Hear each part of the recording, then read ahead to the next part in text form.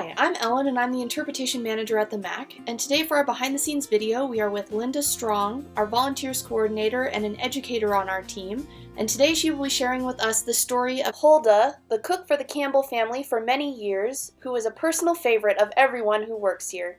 Take it away, Linda. Because of limited technology at the time, the families who owned mansions in Brown's Addition needed to hire servants to help with cleaning, cooking, house maintenance, and transportation needs.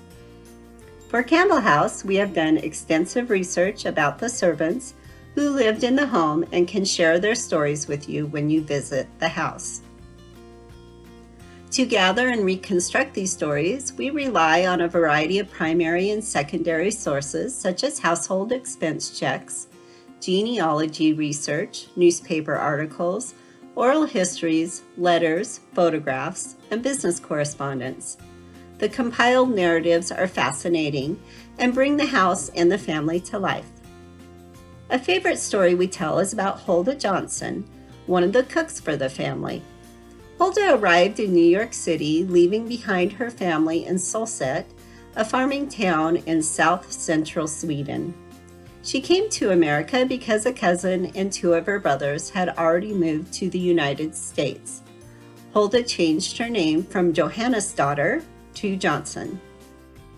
After a while, Hulda decided that she wanted to be closer to her brothers who had moved to Spokane. When she arrived in Spokane, she first went to work for D.C. Corbin and Joseph Drumheller. She heard that a Mesa Campbell's family was looking for a new cook. She applied and was hired. Hulda had much in common with other staff hired by Mrs. Campbell. She was a new immigrant from a Scandinavian country who moved to the United States for opportunities.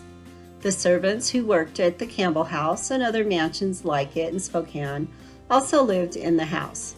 Their pay included both a monthly wage, their living quarters, and their meals.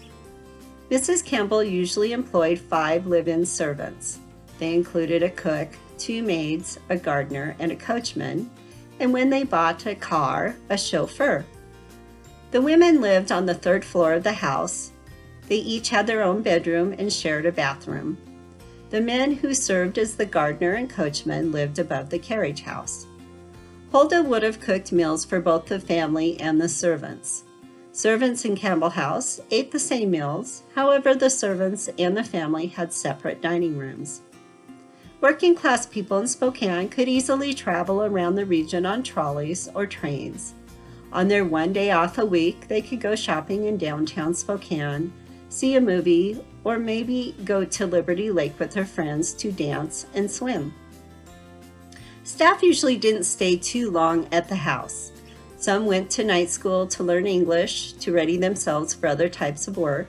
Some married, some opened their own businesses, and occasionally they might be lured to work in another mansion. Hulda married Louis Olson in December 1907. She had met him while he was delivering milk in the Brown's Addition neighborhood. Hulda continued to work for the Campbell family an additional 6 more months until she and her husband opened a restaurant in Idaho. Thank you for joining us for our behind-the-scenes look at Campbell House. Your support of the museum and historic preservation will help us to tell these stories for generations to come.